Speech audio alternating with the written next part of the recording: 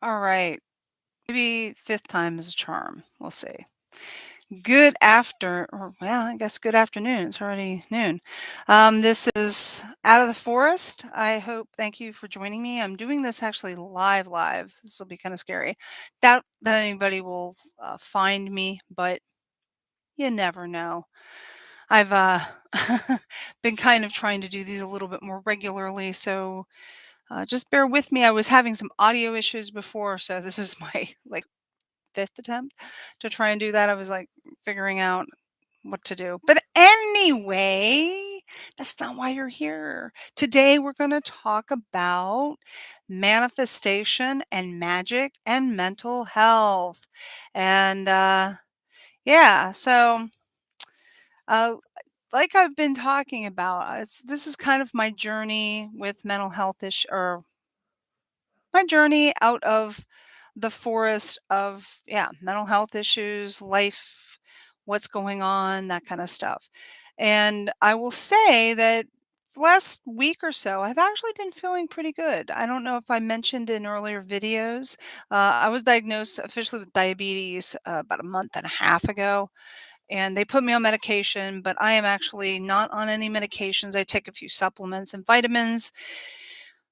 And just treating it with keto and changing my diet. And had really a lot of success with that in 2018.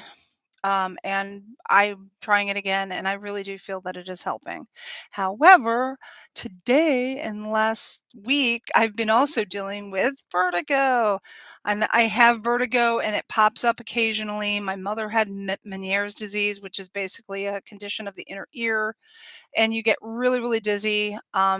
If you lift up too fast, whatever, the whole room will start spinning. And at first, it could be, "Wee, we're having fun," and then the next, it's like, "Whoa, make it stop, make it stop, make it stop," and the room is not stopping spinning. And last night, I was laying in bed and I turned over, and the whole room just went on a tailspin.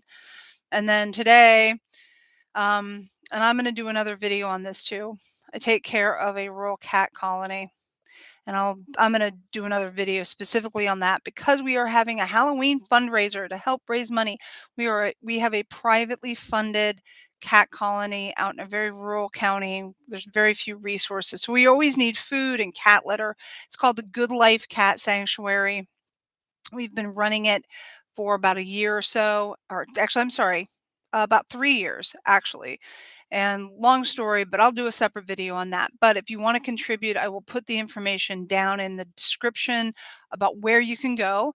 But uh, we have a TikTok page, Instagram, Facebook, and then I also raise money. I have raised money on GoFundMe, but I switched that over to Coffee, which is ko-fi slash Good Life Cat Sanctuary, all one word, because they don't take out fees. So I figured it was better. It was a little easier to do that. So yeah, so I'll put that information down in the description of this video.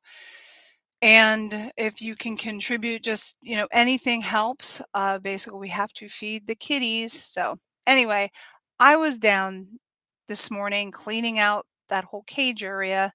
We've got about 6 cats inside, and came back, sat down in my chair, and I leaned back a little too far, and the whole room started spinning again. And I mean, at first, again, like I said, it was like, "Wee, this is fun." And then you're like, "No, no, stop, stop, stop." And I started getting really nauseated. And this time I got really not like I got really nauseated, and I actually had to take a Dramamine. I bought some Dramamine the other day for that purpose, but I mean, it feels like I've been on a boat. Like I'm walking through a room, and it's just lurch, lurch, lurch. It's horrible, horrible, horrible, horrible. Yuck. Anyway, so that's kind of what I've been dealing with, and there's been other some setbacks, and I'm just noticing my mood. The fragility of my mood is a bit problematic, and again, like I said, I was starting to feel really great, and I've been working really hard and working to get this fixed and this cleaned and this done and all this other kind of stuff. And I really felt like the energy around me was shifting to an extent that I was like, "Good, I'm really actively focused on this stuff." But I realize how fragile I deal with negative setbacks. Okay. I don't know about you, but I deal with setbacks in a very negative way. I have borderline personality disorder, quiet type. Okay. I want to specify that. Not that I'm into labels, but just so you can kind of understand. And one of the key markers of this condition is a lot of depression, a lot of low self-esteem, very negative outlook, and yeah, the kind of way I'm hardwired as far back as age 10 and beyond. Before I've really been a kind of a negative person. I'm the glass half empty kind of person.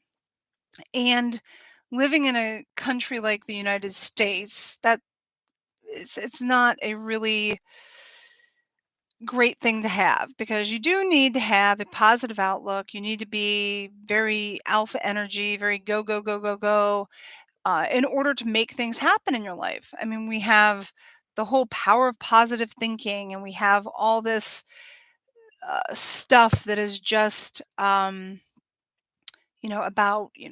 how to manifest this, bam, bam, bam. And that's like a religion almost in this country.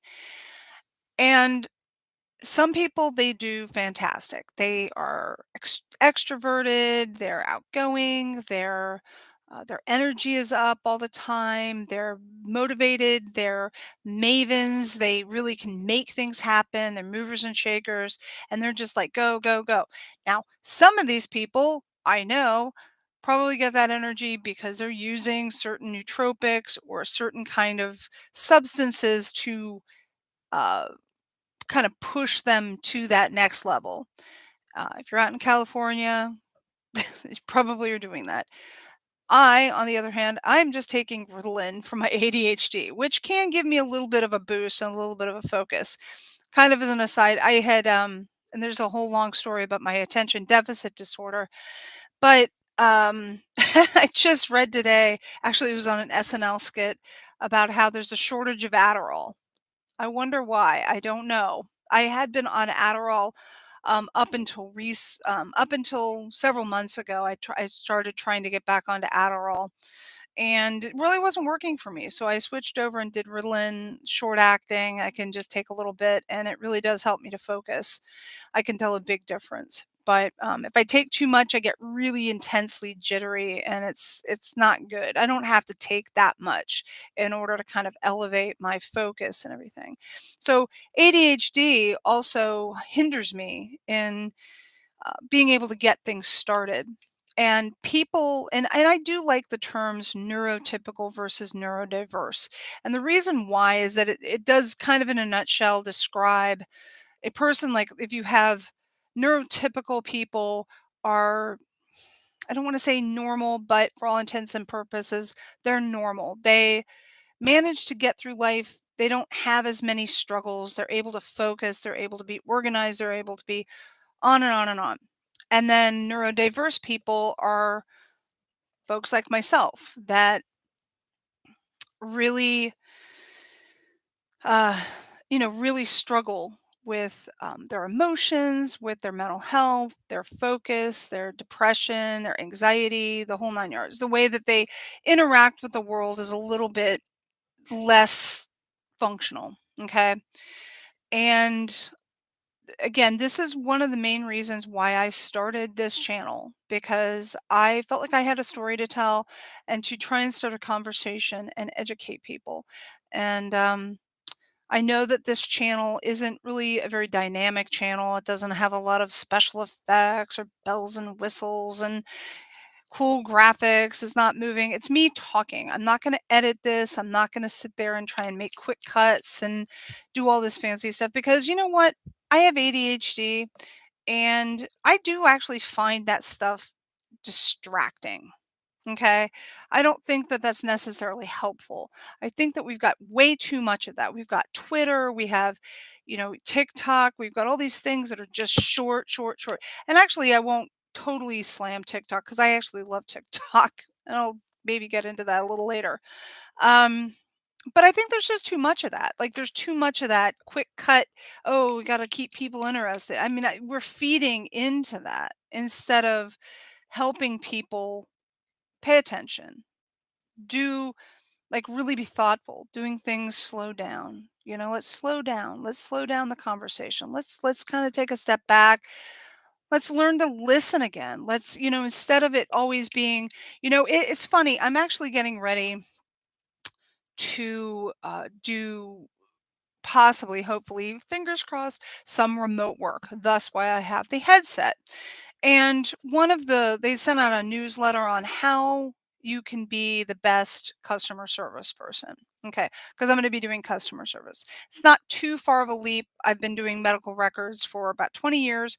And so I know how to talk to people who have mental health issues, as well as attorneys and other clinicians. And you have a diverse range of people that can be very difficult, especially the attorneys and some mental health people. They can be very difficult to. You really have to learn how to listen to them and what they're saying and kind of get them back on focus. They'll call me up and they want this and they want to tell your life story, and you may not have time to listen to their life story. That's for their clinician. So learning how to talk to people is kind of so. Anyway, so I'm going to be doing this customer service remote work. ADHD. And one of the things that they said is that learn how to be a better listener. And I know from experience dealing with being a customer on, you know, customer service line. Like you and I probably, you probably are familiar with this. There's always communication problems. Someone might be, if you're an English speaker and someone's from another foreign country, they may have a thick accent. And it makes it very hard to listen. And as well as that, they are reading often from a script.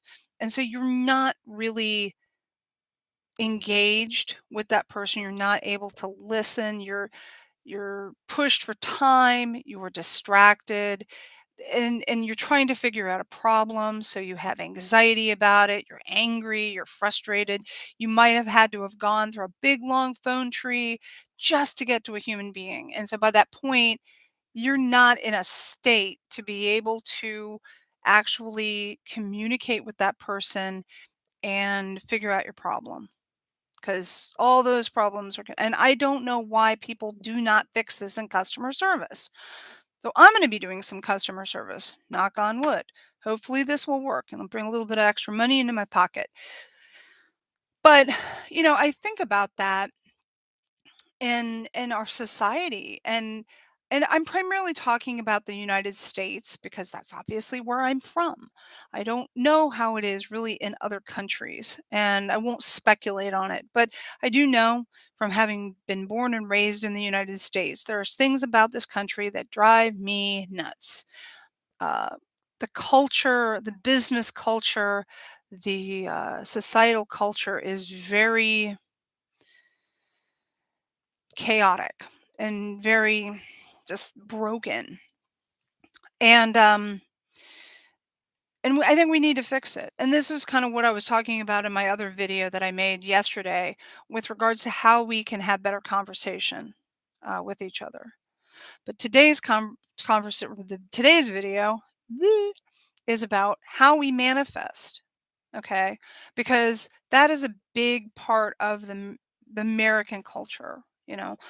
Today's society is like manifestation, manifestation. You've got all these witchy videos, everything. And I was raised Christian, but I went into paganism and I did a lot of that stuff. I've worked with magic with a K. I've really, really delved into it. It's like you look at spell work, ritual, um, all this stuff because you want answers to your problem. I'm not an atheist, but I am a critical thinker and I am very logical.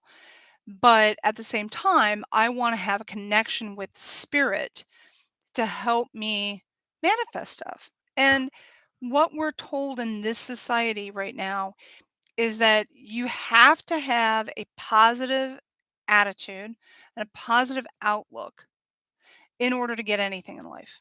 Money, love, relationships, good career, better life, etc. You have to have this positive mindset that you know, be fast, get direct, do, just on and on and on. And I've always struggled with that for obvious reasons because I am not hardwired to be an optimist. Very, very hard. I'm always looking over my shoulder. I'm always, you know, just really looking at things and being very discouraged all the time. And a lot of people look at me, you're so negative, you're so negative. And I'm like, yeah, I am. And I don't really want to be that way. I really don't. I want to be optimistic. I want to be positive. And like I was saying, I think in another video, when I did keto the first time, about 2018, up until that point, I was really having issues with anxiety. And anxiety is one of the biggest dream killers that's out there. It is horrible to have anxiety. And I had been taking Clonopins and just small amounts. They won't give them to me anymore because I'm over 50 and there's issues with that. And I know that benzodiazepines can be abused. So trying to find other ways to handle your anxiety is a challenge at times, and it requires a lot of work and effort to be able to identify those triggers that make you anxious because it can just set you off and really paralyze you. And I had been really, really anxious. I was going through menopause and I started doing keto, and miraculously my mood changed. I didn't have anxiety. My inflammation in my body. I mean, it was the point where I'm like, I had chronic fatigue really badly. I couldn't put one foot in front of the other.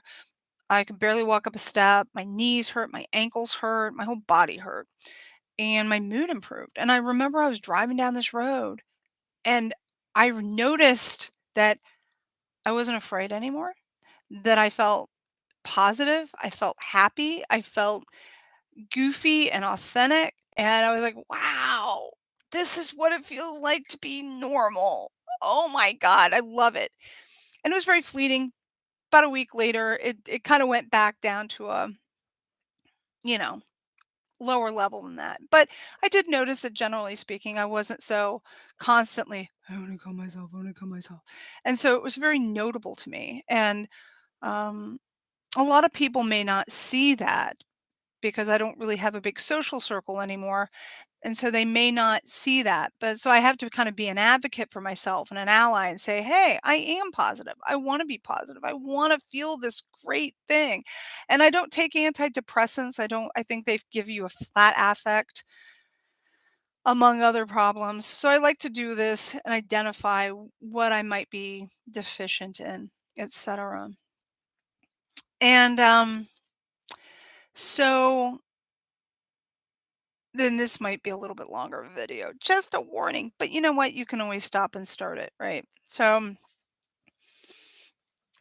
lately I've been feeling a little bit more, shall I say, authentic, but I do have a little bit of what they call a flat affect. Now, a flat affect basically is when you don't have any, when you feel flat, basically, when you don't really have any emotional highs or lows. You're just like, yes, okay. It like you're just, and it's a horrible feeling actually. I don't really like it. It's exhausting. Um I think it can be overcome, but at least it's better than just constantly being really, really depressed. But when you're really, really depressed, sometimes you feed off of that dramatic low level energy. And so having a flat affect is elevated up and you're like, okay, I can function, I can do this. But I would rather go back to being an authentic self, even if it makes me appear slightly more manic. And this is the problem with our society as well, is that I've been misdiagnosed with bipolar and I don't have bipolar. Um, Google what bipolar is. There's many different types, and you can go up and down um, with how long you're in a depressed state, how long you're in a manic state. But hyperactivity with ADHD is often confused with manicness, and in this society, ironically, the minute you start acting goofy or weird or hyper or full of energy, people go, chill out, you need to calm down. And it makes you question who you really are because it's a very gaslighty technique. It's like, oh wow, you're getting too loud. You need to tone it down. And you're just not allowed to be goofy. You're not allowed to be that authentic, energetic self. So, where this rolls into magic and manifestation is that anytime you look at that kind of stuff, they always talk about apart from wording anything that you're doing in manifestation work in the affirmative. So instead of saying, I want to be rich, you would say, I am rich. I am happy instead of I want to be happy. You get what I'm saying? And when you have a mental health issue, and I shouldn't say mental health issue because not all mental health issues are the same. I will say depression and ADHD and anxiety because that's what I've got. It is really, really hard sometimes to authentically bring up that I am a wonderful person. And when you say that, you're like, "Does that feel authentic?" And you hear the inner critic going, "You're a fraud. You don't even know," and it's just all that criticism and that self-hatred and that blaming and all of the voices of from all the people that have ever told you, "Hey, but you're like this and you're like that," and all the criticism. And it's hard to get over that. And I remember back in the 90s when the positive thinking movement and how we put our words out into the universe and intense like so when you say something like I just said, this is hard, people will say, you just put that out into the universe and you are manifesting that this will be hard because the universe doesn't understand that, that you're just being like this. And so that adds to the whole confusion and the whole stress and the whole anxiety about, oh, I've got to watch what I say. I've got to watch what I say, which doesn't help you to be authentic. You can't be your authentic self if you're watching going, I just said a negative statement. I just said a negative statement. Oh my God, I'm being really depressed today. Oh my God, I am hardwired because of my borderline to be a more skeptical, glass half empty person. And this is a phenomenon, you can look it up. Not everybody is going to be hardwired to deal with adversity in the same way. It You have to look at trauma informed care to understand why that is. And so forcing somebody who is trying to navigate the world as a neurotypical and forcing them into that, you're blocking the energy that they have in being their own authentic self because they're having to be something that doesn't feel really comfortable for them. And so it's just going to set up those blocks, that anxiety, that negativity, I have tried to, by sheer force of will, to say positive statements. I kind of feel like Stuart Smalley, if you remember him, you know, I'm likable, I'm good enough, I'm good, gosh darn it, and people like me, right?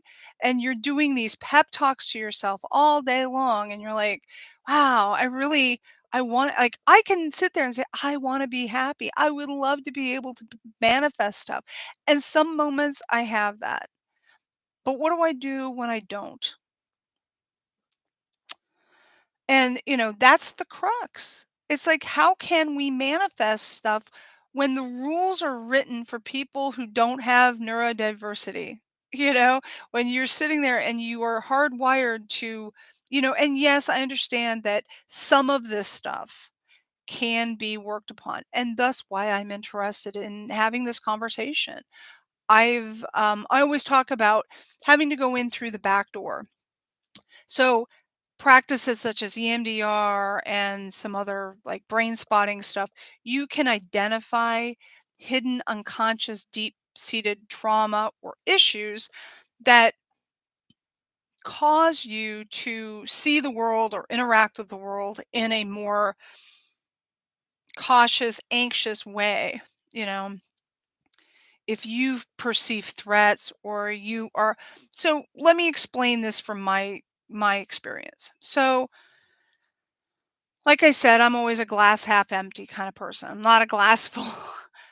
The reason I do that is because having ADHD, I know that I'm very blindsided because of this condition that I have, which, you know, and I'm always going, you know what, if you're, and I have to hyper focus, hyper fixate on, okay, I want to take my key. Well, my keys isn't a good example. You have to take your lunch to work with you. And a normal person would go, "Oh, this is easy." They put it in their refrigerator and they'll remember it in the morning. And they don't have to think that much about it. They go into the refrigerator, they get their lunch, and they take it to work. For someone like myself, you have no idea how much energy I have to expend in order to remember to do that. Post-it notes. I have to sit down, pause, and mentally visualize me going to the refrigerator, opening the refrigerator door, and getting that lunch. If I have some distracting thing that's happening to me at the time I'm leaving the door or leaving the house, I may forget that lunch. It could be sitting on the counter and I am halfway to work and I'm going, I cannot believe I did that. That is the struggle that people with ADHD have to face every single day. And so please have compassion for them. It's not fun. So, how do we do that? And so, when I'm looking at things, I'm always going, if you place it over here, you're going to forget it. And people go, "Why are you saying that? You're manifesting that you're going to forget that thing if you put it over there." And to me, it's an exercise in like, no, I'm having a conversation with myself saying, "Hey, you probably will forget it if you put it over there. So put it over here, right where you see it, and then you won't forget it." Okay. That's how my brain works. And people that are neurotypical or look at the world through this, oh, just be positive and everything will work out fine. They don't understand. They say, well, you're going to, forget it if you say that. And for me, the opposite is true. But it is a negative thing. Like you're going to forget that if you leave it over there. Don't you know that? And so when you put it over where you can see it, I mean, I have to go through these steps with myself. So manifestation is not easy for me. And I know people's like, well, you're just saying it's not easy for you. So it's not going to be. See, again, that dialogue just keeps getting clicked in. You can hear these voices saying, well, if you have that kind of an attitude, you're never going to manifest anything. But I'm hardwired to do that. I'm 54. And so maybe if I had been addressing these issues in dialectical behavioral therapy or um, doing EMDR or something like that 30 years ago, maybe I wouldn't be this bad. I felt like I had been making some improvements, but lately, with all the stress and everything, it's gone back down again. So that's really the problem. I mean, how do we man and I don't have any real answers. I'm again, this is a conversation and I'm hoping that people will be drawn into these conversations a little bit because I do want to really sincerely know. I'm actually reading a book right now on Sigil Magic, which I've read several books on Sigil Magic. If you don't know what Sigil Magic is, it's basically you take a statement, you artistically rework it so the message goes into your brain and you can carry around this artistic symbol that represents the statement. That's it in a nutshell. A little bit more involved. But again, it requires you to activate this positive intention you want in your life, whether it's I am I have abundance or I am protected, I am loved, I am successful, all these positive statements to go into your brain and unlock something or override the gatekeeper. So it's kind of like I have a gatekeeper in my brain. That's the negative thought patterns. That's the self-critics. I had a therapist and she always talked about the critic voice, that's just the tapes, actually, that's what she called them, the tapes that we replay over and over and over again whenever we're dealing with an issue. And that it's a critic voice, it's the tape that just gets played over and over and over again. How do you get that out?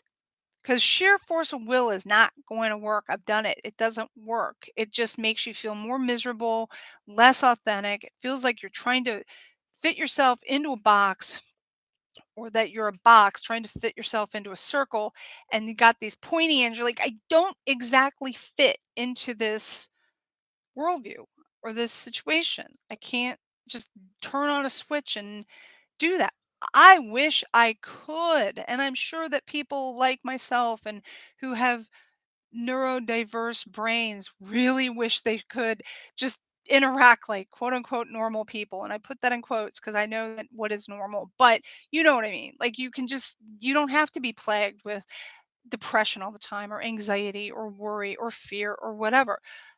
That's all. Those emotions generally stem out of some kind of trauma, some kind of stressor that has just been programmed, and you're just constantly like head shy, like looking over your shoulder and going, what's the next threat? And when the world around you is crazy and chaotic, like it is right now, I mean, it's always been, I don't think we're probably in any crazier of a time than we haven't been in the past. It's just that I don't believe that we necessarily have the best tools available. A lot of the things, like, for instance, World War II, people had community. It was a different society back then. And so everybody kind of banded together. There was a lot of propaganda, but people banded together to solve these problems. And it was a very hard time. People came back and they lost their lives, and it was very stressful, and whole societal things were uprooted, but there was still this cultural glue that was helping, I think, people maybe to manage a little bit better. Now, maybe that's very naive because that's the history that we're told, you know. And of course, soldiers came back and they were extremely traumatized and had PTSD, and they probably didn't get a lot of treatment for it. That's especially true during World War One. If you can go online and watch some of the video of the quote unquote shell-shocked soldiers that came back from World War One, it is just so sad. I mean, PTSD and complex PTSD are no laughing matter. It's hard. And complex PTSD basically is a lot of low-level stressors that happen over a period of time versus, oh, I was in a car accident, I was in a war, I was severely beaten. That would trigger more of a that would trigger more of a regular PTSD. Complex PTSD is, like it said, it's a little bit more complex, but it still has the effect of producing PTSD syndrome symptoms. So you're like constantly on edge because you just have these things every day. Our society is very stressful. We're very isolated from one another. People are more lonely than they've ever been, despite all the things. We've just came out of a 2.5 year pandemic that is uncertain where that's going. We now have nuclear threats upon the horizon again. I grew up with that. I grew up in the Cold War, the 70s and the 80s. It's craziness. And so I kind of tuned that out because, I mean, one of the big songs when I was growing up was, "Do the Russians love their children too?" I mean, it wasn't the Cuban Missile Crisis level, although now it may, I don't know. I just feel like you have to sort through all the propaganda, but a lot of stuff is just hitting us, and it is really hard to get through a day, um, and manifest. I mean, I just it is really, really hard, and so that's kind of where I'm at. Again, I'm trying to pull myself back up again, trying to manifest, trying to be positive, and there's a lot of negative stuff. There's a lot of stressors that I have, big, big, big, big, big stuff. And the minute I feel like I'm back to I'm goofy, I'm authentic, I'm creating art, I'm making my jewelry, I'm doing this, I'm working on trying to get some extra money coming into my life. Something happens externally and just sets me back down to square one. And it is very frustrating. And it doesn't help when people say, well, you need to take all that negative, those negative statements out of your language. But is that really what it's about? I mean, is it just about the words? Or is it more about the emotion and your inner state of being, your authentic joy and your authentic energy versus just this is very hard. That's an authentic statement for me. You may hear, oh, well, you're saying that's hard, therefore you're manifesting something to be hard. That just sets more stress up, you know? I can get there and saying, you know what, this is really hard, and have someone say, you know what, you're right, it is. And we can laugh about it. And then I can get to, I'm really anxious and stressed and tired from this situation to a place of, oh my God, you're relating to me. You are reflecting back to me that, yes, this is hard. You're not gaslighting me and saying, well, you're just being negative. And then 5 minutes later, I could be in a more, hey, okay, yeah, you're not denying that this is hard. Let's figure out. And we're like, that energy starts flowing again because you're not fighting. When they talk about like Zen meditation, or if you do a meditation, okay, this is a good example. And you're sitting there, you're meditating, and it's not, the goal often is to clear your mind, to get that noise out of your head. But and Pima Chodron, who is a really, really good meditation instructor, she is a look her up, Pima Chodron. She talks about meditation and how to achieve that state in a really healthy way. Makes me kind of cry because, a lot of people are like, "Oh, you must clear your thoughts, clear your thoughts." When you push that, you're fighting. It's like, I must have an empty mind, must have an empty mind. That's like go, go, go. And you're like, push, push, push, push, push.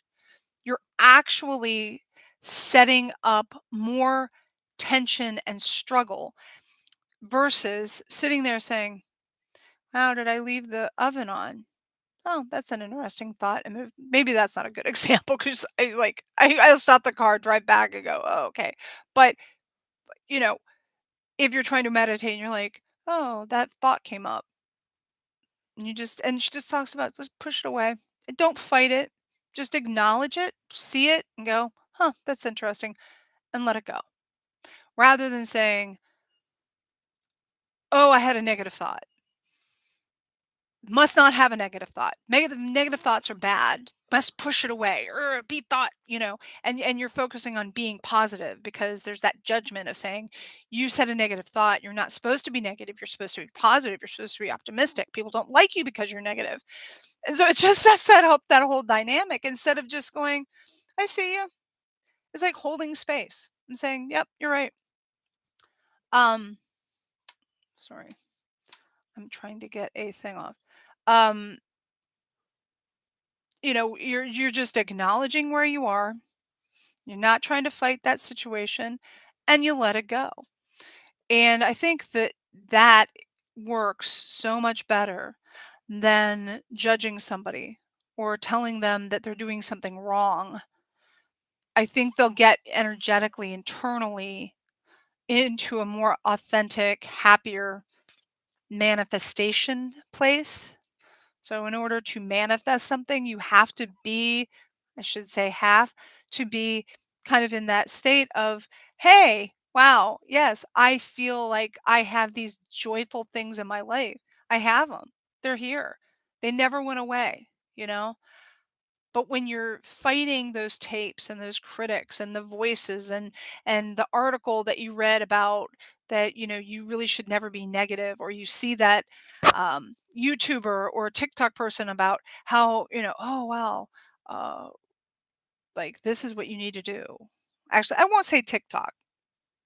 That's another issue. I've mentioned that before because actually I've had a lot of really positive information that have actually helped me mentally. So I don't want to keep bringing up TikTok as a bad thing, but you know what I mean? Like, I mean, there's a lot of like self help gurus out there that seem to be so perfect. They're perfect. They're wonderful. And they present this side like, if you just do that, no wonder you're so negative. You're having these negative thoughts. You shouldn't be that way. But it's not just them. It's the culture. It's religion. It's the positive thinking movement. It's all these things that are just judging you. It's your parents. It's your teachers. It's this, it's that, it's that. You're going to have positive people in those arenas too. But it's so that really, for me, helps me to be in a more authentic place. And that was my message. That's my message. You know, just pay attention to what tapes are being clicked on and gently push them away. Because I think that is the first thing you need to really learn how to do in order, you need to do this in order to be able to really properly manifest stuff. But I have always been very interested in having this conversation because I think it needs to happen. I think that it's overlooked in your self-help articles and your self-help media and all this other kind of it's just it's very frustrating. And occasionally, once in a blue moon, I'll see a religious, like a very Christian uh,